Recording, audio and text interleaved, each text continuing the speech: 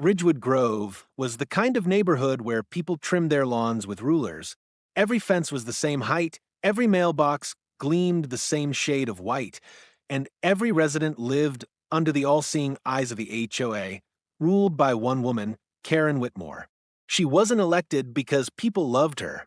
She was elected because no one dared to cross her. From the way she wielded the HOA rulebook, you'd think it was the Constitution. The tiniest infraction, a garden gnome, a toy on the driveway, a slightly faded welcome mat, earned you a fine. Or worse, one of her infamous safety visits. Ethan and Sarah Cole had moved into Ridgewood a year ago. Ethan, the police chief of the nearby county, thought he'd found a peaceful spot to raise his family. His wife, Sarah, was a nurse, gentle and calm, everything that balanced Ethan's line of duty. Their daughter, Lily, was only 11 months old, a giggling, bright-eyed baby who loved to sit in her stroller and watch the world from their front porch. But peace had an expiration date in Ridgewood Grove. It began with a letter. Violation notice hashtag 331B. Unauthorized children's items left visible in the front yard. Fine, $250. Sarah had stared at it in disbelief. The item in question? Lily's stroller, parked neatly by the steps after a long walk. Sarah sighed, tossing the paper on the counter. You've got to be kidding me. When Ethan came home that evening, she handed him a notice. He scanned it, his brow furrowing. The stroller? That's what it says. Ethan shook his head. I'll talk to them tomorrow. But he didn't have to, because the next morning, Karen herself showed up. Sarah was inside feeding Lily when the doorbell rang. When she opened the door, there stood Karen, clipboard in hand, smile tight enough to crack glass. Good morning, she chirped. Just checking in about your compliance notice. Sarah blinked. Compliance notice? Karen gestured to the stroller. That. Sarah frowned. It's a baby stroller, Karen, not a yard decoration. Karen gave a condescending chuckle. And yet, it's visible from the street. The HOA has strict standards about. It's a baby stroller, Sarah repeated, her patience thinning. Karen's eyes hardened. Rules are rules. Ridgewood Grove maintains its reputation through order and presentation. If every family left items lying around, it's not lying around, it's folded by the steps. Sarah's voice rose a notch, and Karen's nostrils flared. There's no need to get emotional, Karen snapped. I'm simply trying to help you comply. Sarah folded her arms. We're in compliance with common sense. Karen's face twitched. Perhaps you should review the bylaws, dear. I'll be reporting this to the board. She turned on her heel and marched off, clipboard tucked under her arm like a weapon. Sarah closed the door, heart pounding. Unbelievable. When Ethan heard about it that evening, he laughed, at first. She really fined us over a stroller? She came to the house, Ethan, like she owns the place.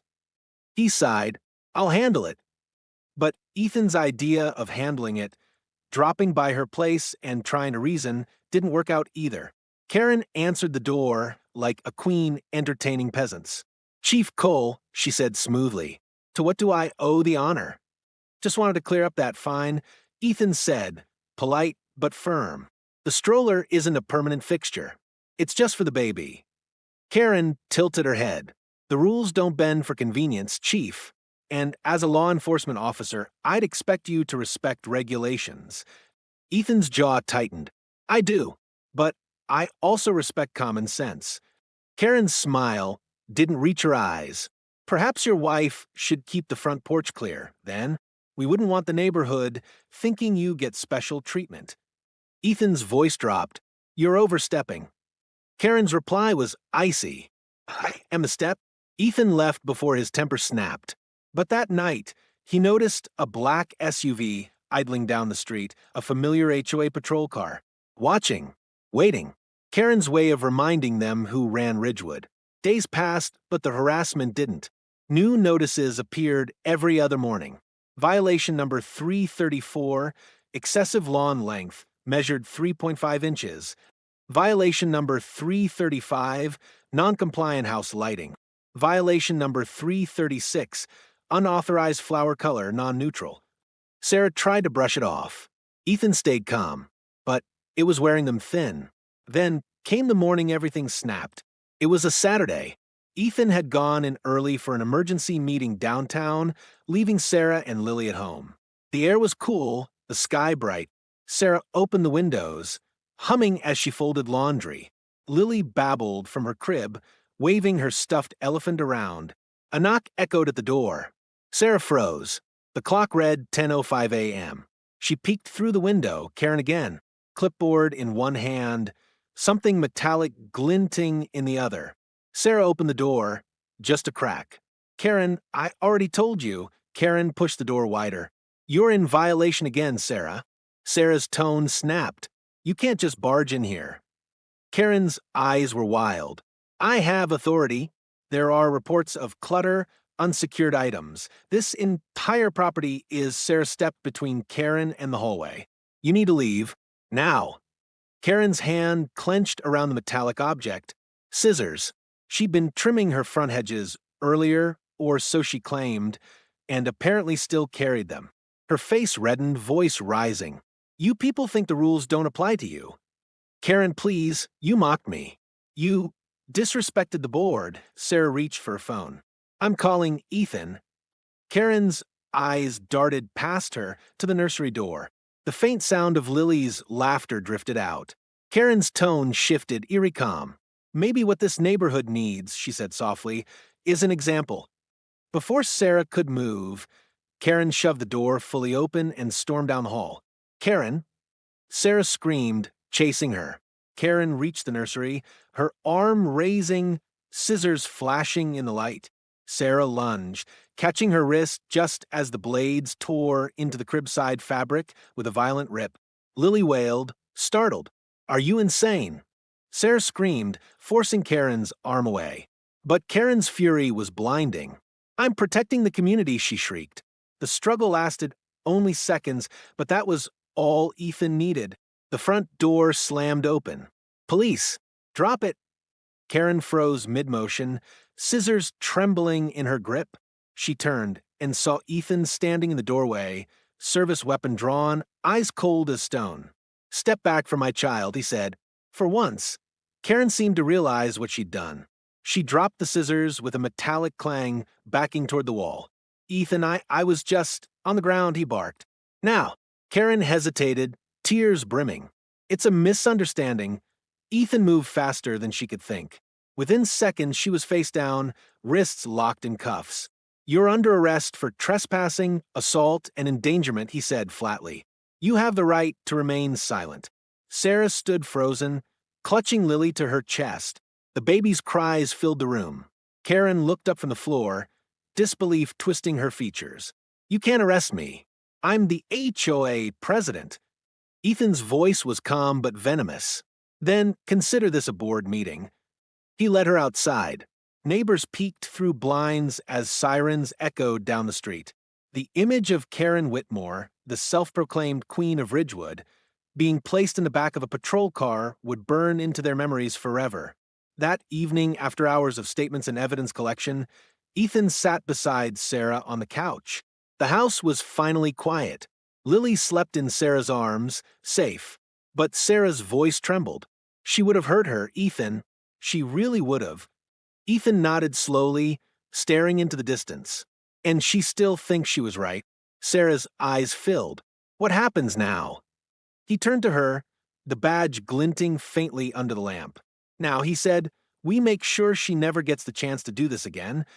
Outside, Ridgewood Grove was silent. But Ethan knew it was only the calm before another storm. Because when someone like Karen Whitmore fell, she didn't fall quietly. She took the whole system down with her. The next morning, Ridgewood Grove didn't wake up to birdsong. It woke up to gossip. By 7 a.m., the neighborhood group chat was on fire. Did you see the police cars at Karen's? Heard she got arrested. For what? Something about attacking the chief's baby? Screenshots of Ethan cuffing Karen had already spread like wildfire. Someone's door camera had caught the entire moment, from Ethan's gun drawn at the doorway to Karen screaming about protecting the HOA. It was everywhere. By breakfast time, Ridgewood's perfect order had cracked. Ethan didn't go into the station that morning. He sat at the kitchen table, staring at the paperwork from Internal Affairs. Every time a cop arrests someone they know, especially a public figure, there's a process, an investigation, review, and hours of explaining why you did what you had to do. He rubbed his temples, exhaustion weighing heavy. Across from him, Sarah sat holding a cup of coffee she hadn't touched. Lily, blissfully unaware, sat in her high chair, smearing applesauce across her tray. "Do you think she'll get out today?" Sarah finally asked. Ethan looked up. "Bail hearings this afternoon. If the judge doesn't see her as a threat, she might—" Sarah's hands tightened around the cup. "She broke into our house, Ethan. Her voice cracked. She nearly stabbed our baby." Ethan reached across, taking her hand. "Hey, I know. And we've got everything, the body cam footage, your statement, the damage to the crib. She's not walking away from this." Sarah nodded, but her eyes were distant. "You don't know her like I do. She'll twist this. She'll play victim." Ethan sighed. "She can try, but she won't get far." He wanted to believe that, but deep down he knew. People like Karen didn't go down easily. At noon, Ethan got the call. "Chief Cole," said the voice on the other end. "You might want to come down here." It was Officer Ramirez, one of Ethan's oldest friends at the precinct. Ethan arrived at the courthouse 30 minutes later, stepping into a sea of reporters. Microphones, cameras, and flashes exploded the moment they saw him. Questions flew from every direction. "Chief Cole, is it true the suspect is the HOA president? Was there a prior conflict between your family and hers? Did you use excessive force during the arrest?" Ethan ignored them all, pushing through the chaos. Inside, the courtroom buzzed. Karen sat at the defense table, looking almost unrecognizable, her hair disheveled, her face pale. But when she spotted Ethan walking in, she straightened her back and lifted her chin, as if trying to reclaim her crown. Her lawyer leaned close, whispering something. She nodded faintly, eyes locked on Ethan. The judge entered, gavel striking once. Court is now in session. The case was straightforward, or should have been. The prosecutor read the charges aloud. Trespassing, assault with a deadly weapon, child endangerment, and harassment. The evidence was overwhelming: eyewitness statements, photos, Sarah's testimony, and Ethan's body cam footage. But Karen's attorney was slick. The kind who smiled through lies. "Your Honor," he began smoothly, "this was not an assault. This was an unfortunate misunderstanding between neighbors. My client had been conducting a community safety inspection." Ethan's jaw tightened, and was startled when Mrs. Cole confronted her aggressively. The scissors she was holding were gardening tools. She never intended to harm anyone. The prosecutor scoffed. "She entered a private residence uninvited and approached a child with those scissors." Karen's lawyer raised a hand. "There's no evidence she intended violence. Only a panicked reaction." Karen clasped her hands, trying to look small and pitiful. Her voice quivered. "I was just trying to help. I thought something was wrong inside. I heard crying." From a gallery, Sarah nearly stood. "Liar," she hissed, but Ethan caught her arm. The judge gave a warning glare. "Mrs. Cole, please remain seated." The hearing dragged for 2 hours. Karen played the role of the misunderstood community leader to perfection. Her tears were well-timed, her sighs dramatic. Even the court clerk looked uneasy. Finally, the judge leaned back. "Given the evidence, I'm setting bail at $50,000. The defendant is to surrender her HOA authority until further notice." Karen's lips twitched. She didn't smile, but she almost did. Ethan exhaled sharply. "That's it," he muttered to Ramirez. Ramirez frowned. "For now." Karen was led out of the courtroom in cuffs, head high. The moment she crossed paths with Ethan, she whispered just loud enough for him to hear. "This isn't over." That night, Ridgewood Grove was darker than usual. Streetlights flickered. Neighbors whispered behind closed curtains. Sarah kept Lily close as Ethan double-checked every lock in the house. He couldn't shake the feeling that someone was watching. At 10:30 p.m., as he stepped outside to breathe, he found something wedged in their mailbox. A folded envelope. No stamp. No name. Inside was a single sheet of paper. "Chief Cole, you don't understand what you've started. Karen wasn't acting alone." Below that was a symbol Ethan didn't recognize, an embossed emblem, faintly metallic, shaped like a shield with 3 letters inside, HWC. Ethan frowned. What the hell? The next morning, Sarah was out front watering plants when she noticed the same black SUV parked at the end of their street. Windows tinted, engine off. It hadn't moved since the night before. Her stomach dropped. Ethan, she called, stepping back. He came out, scanning the vehicle. That's not one of ours. They approached slowly. The SUV roared to life and sped off before they reached it, tires screeching. Ethan caught a glimpse of a license plate, partial G92. He pulled out his phone, dialing dispatch. I need a trace on a black SUV, Ridgewood Grove, possible surveillance. But before he could finish, his phone buzzed. A new message appeared from an unknown number. Chief, drop the case. Karen's protected. Ethan froze. Protected by who? Another message followed. You're not investigating a person. You're investigating the HOA. By evening, things had escalated. News outlets were camped outside their gate. HOA board members were temporarily suspended, but the vice president, a smug man named Gordon Heller, released a public statement. We stand behind Karen Whitmore. She has dedicated years to preserving the beauty and safety of Ridgewood Grove. We believe the recent incident was exaggerated by individuals seeking attention and sympathy. The neighborhood split overnight. Half rallied behind Ethan and Sarah, furious, disgusted, demanding change. The other half whispered that Karen had been framed, that the chief had used his badge for revenge. Signs began appearing on lawns, Save our HOA, Justice for Karen. And on one lawn, right across from the Coles, someone left a baby doll stabbed through the chest with a pair of scissors. That was Ethan's breaking point. He filed for a federal review, bringing the case to the state attorney general. If the local system was compromised, he'd go higher. What he didn't expect was how deep the rot went. The attorney general's team sent an investigator, Agent Dana Rowe, sharp-eyed, no nonsense. She met Ethan at the precinct 2 days later. Chief Cole, she said, flipping open her folder, we've been watching Ridgewood Grove for months. Karen's arrest just sped things up. Ethan raised an eyebrow. Watching for what? Rowe slid over photos, aerial shots of Ridgewood, maps, and bank statements. Illegal zoning deals. HOA funds funneled into shell companies. Fake property liens. All of it linked to something called HWC Developments. Ethan froze.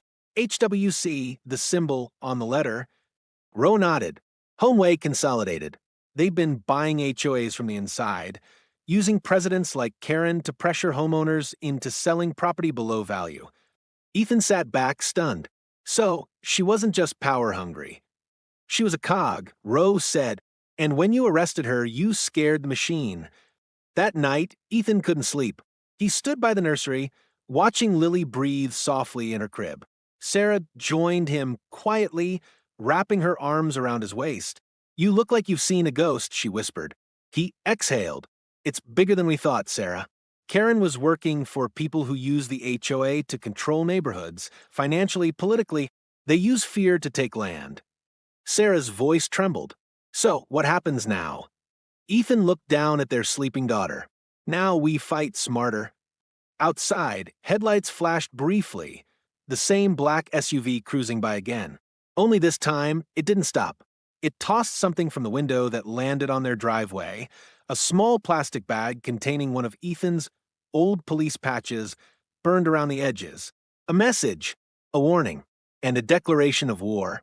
Ethan Cole had seen plenty in his years as police chief, gang operations, drug busts, domestic disputes that turned tragic, but nothing compared to what he was uncovering in his own backyard.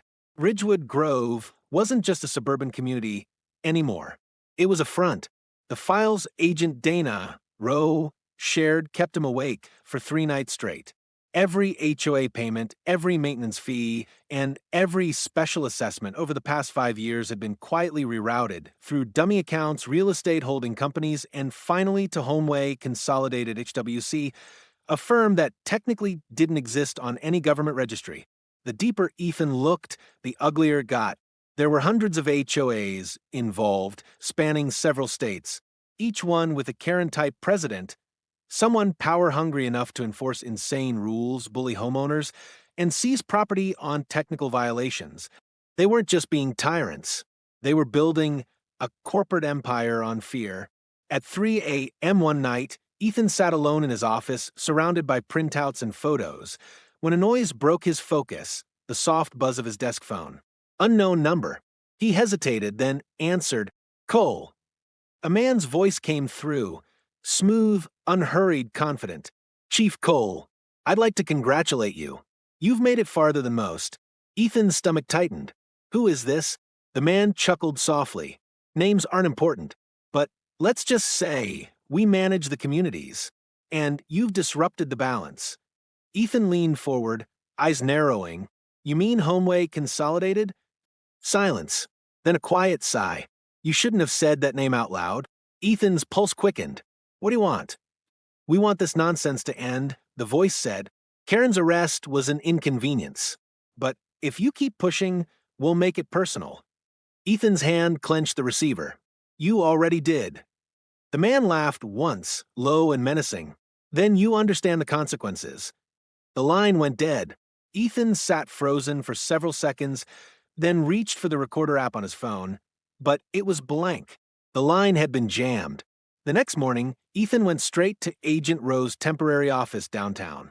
She was already waiting with coffee and a grim expression. "I got a call," Ethan said, pacing. "They know I'm investigating." They used the word "we." Rowe didn't look surprised. "We've had agents threatened before. You're dealing with a group that's been bribing judges, city inspectors, even bank managers. They're more organized than most cartels." Ethan stopped. "Cartels?" Rowe nodded. "Only difference is they wear suits." She laid out a map of Ridgewood Grove. "Every HOA-controlled house near yours? Purchased by shell buyers. Karen wasn't just harassing you, she was trying to pressure you into leaving. Your property sits on a parcel that connects to a new proposed development zone." Ethan frowned. "A development zone?" "Luxury townhomes," Rowe said. "They needed your land. That's why she kept pushing for violations. She wasn't just being petty, she was executing a contract." Ethan felt sick. His family had been targeted for profit. His baby's life had been endangered for real estate. That afternoon, Ridgewood Grove held an emergency HOA meeting. Sarah wasn't invited, of course, but she went anyway, holding Lily on her hip and a phone recording in her pocket. The community hall was packed. Gordon Heller, the new acting president, stood on stage, trying to restore calm. But his tone was more threatening than reassuring.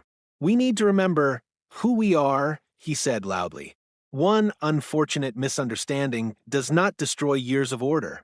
Karen Whitmore served this neighborhood faithfully, and her treatment has been disgraceful."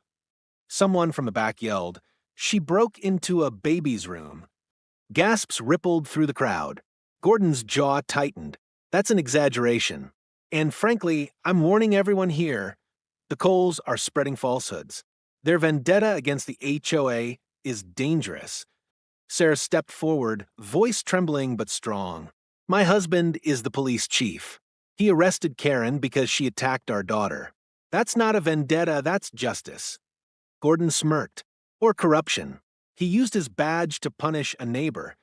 Murmurs filled the room. Sarah's heart pounded. "You think we'd invent something like that? There's footage. There's evidence." Gordon waved her off. "There's also motive. Your husband has been under investigation before, hasn't he?" Sarah froze. "That's a lie." "Is it?" Gordon smiled coldly. "Ask him about the disciplinary review in 2018. The crowd buzzed with confusion. Sarah felt dizzy. She didn't know what he was talking about, but she could see the seeds of doubt taking root. That was their strategy: discredit and divide. When she returned home that evening, Ethan was sitting in the living room with two Marines, old friends from his service days, Tom Reyes and Marcus Holt. They stood when Sarah entered. "Sarah," Ethan said quietly, "this is about to get worse before it gets better." Tom nodded. "Ethan showed us the files. We've seen operations like this before. HOA cartels that use intimidation to move people out. You're not crazy. You're in the middle of one. Marcus added, these people have resources. They'll use the law, the media, and your own neighbors against you.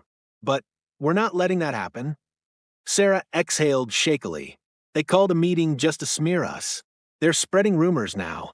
Ethan rubbed his face. Yeah, that's how it starts. Then they hit your property value, your credit, your reputation. Tom leaned forward. Then we hit back. Quietly. Over the next week, Ethan and Agent Rowe began building a covert task force. Not official, not on paper. They called it Project Ridgeback. Its goal: trace every HOA in the HWC network, identify shell companies, and expose the executives funding the corruption. Tom and Marcus helped with surveillance. Rowe handled legal channels. Ethan coordinated from both sides, balancing his badge and his personal vendetta. They gathered proof of everything. Karen's encrypted emails to HWC Regional, wire transfers from property buyouts, and even photos of Gordon meeting with a developer known for laundering money through land trusts. The evidence was damning, enough to burn the entire HOA empire down. But as the saying goes, when you corner a snake, it strikes. On a stormy Friday night, as Ethan returned from the precinct, he found the front door slightly open. Sarah, he called, hand instinctively going to his holster. No answer. He stepped inside, carefully. Lights flickering, TV still on. Lily's toy blocks were scattered across the floor, one broken in half. His heart dropped. Sarah. He ran down the hallway, then froze. Sarah was in the nursery, sitting on the floor, shaking. In her hands was Lily's blanket, torn. The crib had been overturned. Ethan knelt beside her. Are you hurt? Where's Lily? Sarah sobbed, pointing toward the corner. She's okay. I grabbed her and hid in the closet. They were inside. Ethan, two men. They said if we don't stop next time, they won't leave. Ethan's blood ran cold. Did you see their faces? She nodded weakly. Masks, but one had a tattoo, the same symbol. HWC. Ethan's hands trembled with rage. He pulled his radio, barking orders. Within minutes, sirens filled the night. Officers flooded the neighborhood. But by the time they arrived, the intruders were gone, and the black SUV from before was seen speeding toward the highway. The next morning, Ridgewood Grove woke up to new flyers posted on every mailbox. Community security reminder.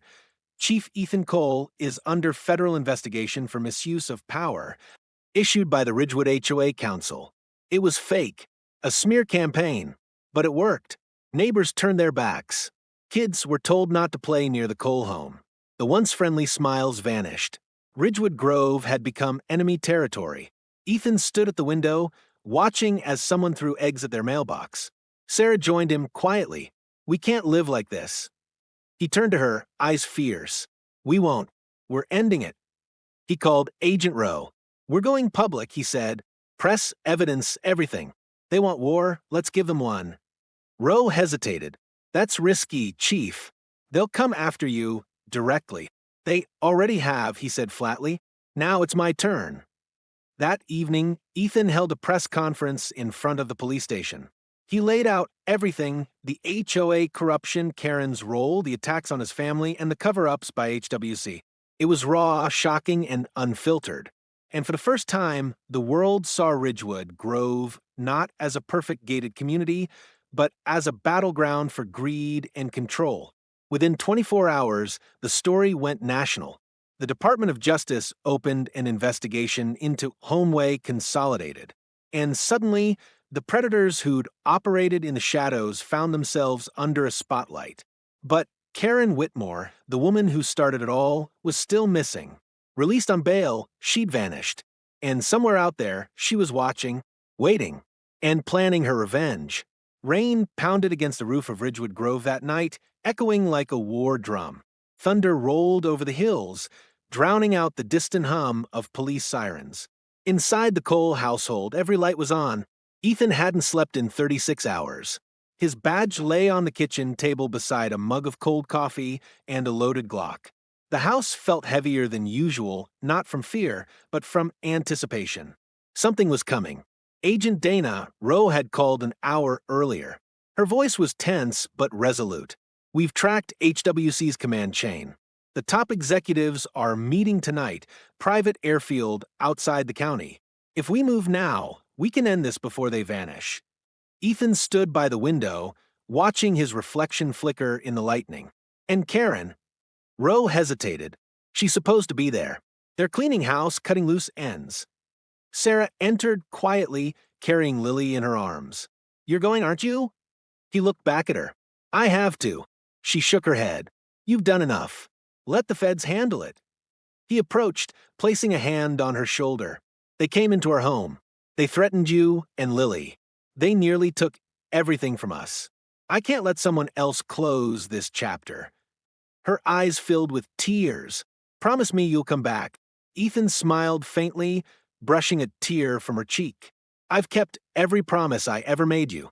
He kissed her forehead, then turned to Tom and Marcus, who were already loading gear into the black SUV. "Let's finish this." The airfield was a desolate stretch of asphalt surrounded by forest.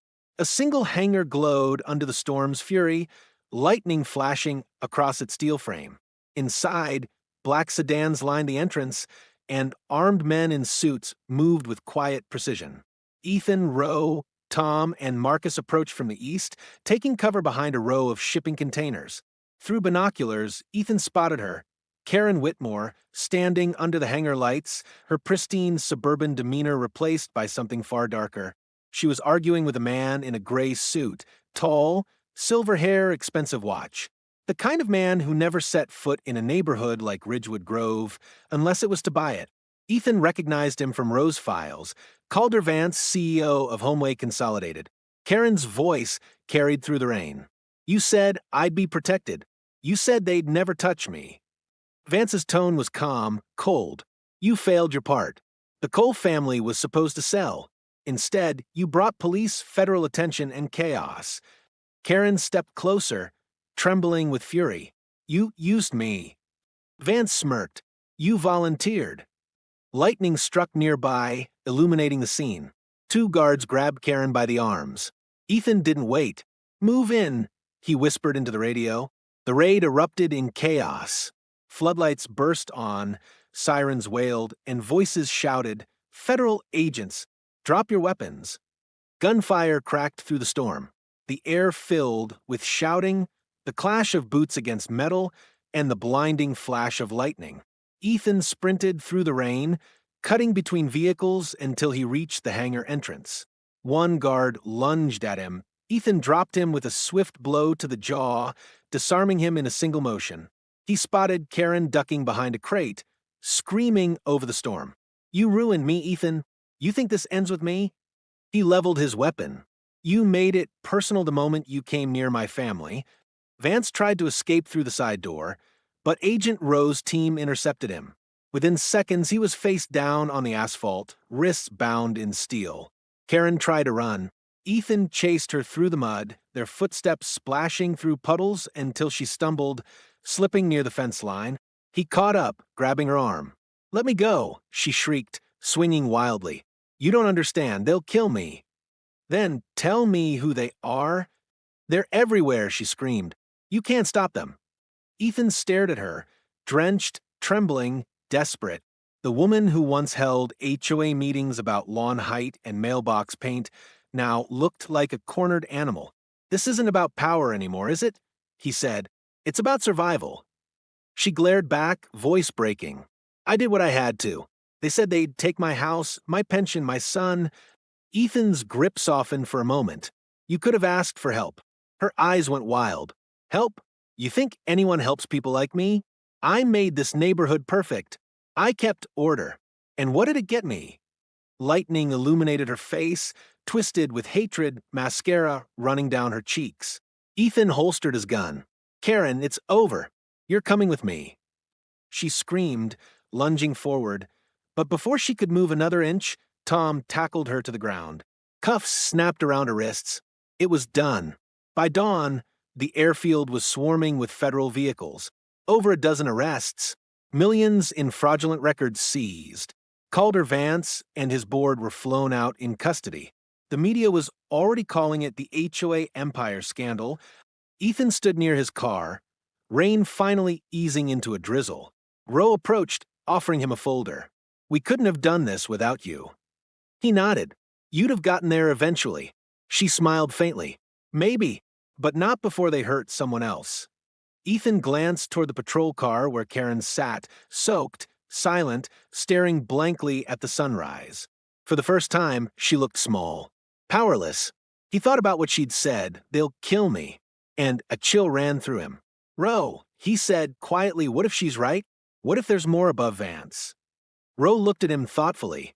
"Then we'll find them. But for now, go home. You've earned that." 2 weeks later, Ridgewood Grove was unrecognizable. The for sale signs were gone. The HOA offices were shuttered. Federal investigators had frozen all accounts tied to HWC.